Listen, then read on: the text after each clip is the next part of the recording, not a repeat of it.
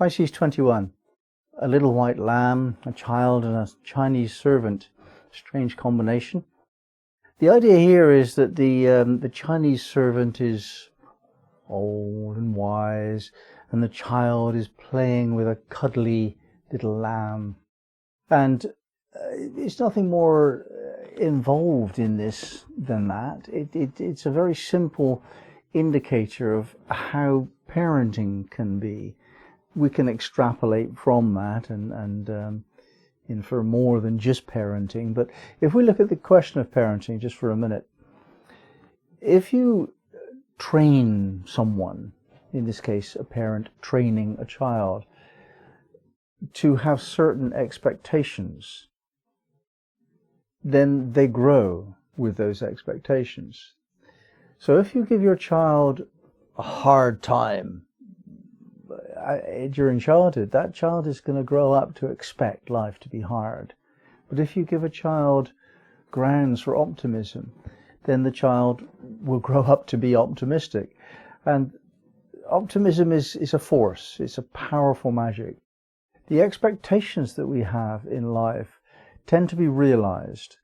And if you expect a bad time, a hard time to occur, life is rough, life is suffering, my goodness, how hard it all is, that expectation will create the reality that you fear.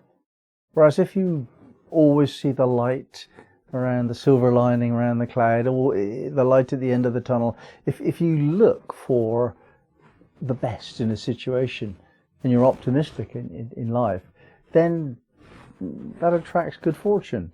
It's a very simple rule of thumb, and yet if you look around you, you'll find that most people generally are pessimistic.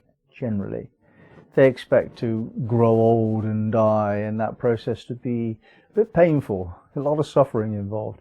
They expect the world to be hard, and for work to be lacking in satisfaction and pleasure.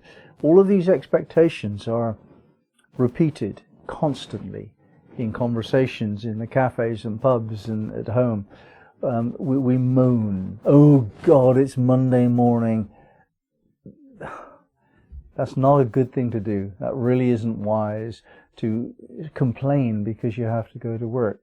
That's because it's self-fulfilling. If you expect work to be disappointing and not enjoyable, that's what will happen.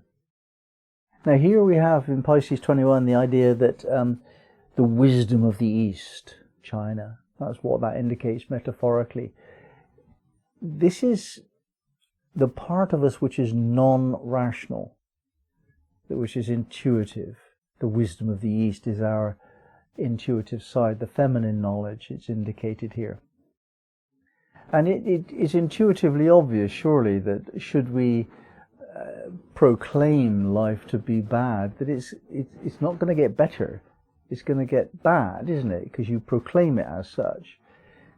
This is intuitively obvious to some people.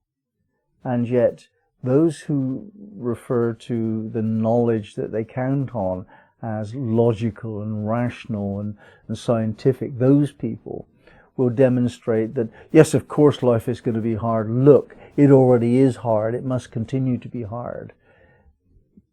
It seems logical, but it's not the truth. The truth, the bigger truth, is that your faith is a power. Your optimism is an expression of that faith, and that attracts what you hope it will.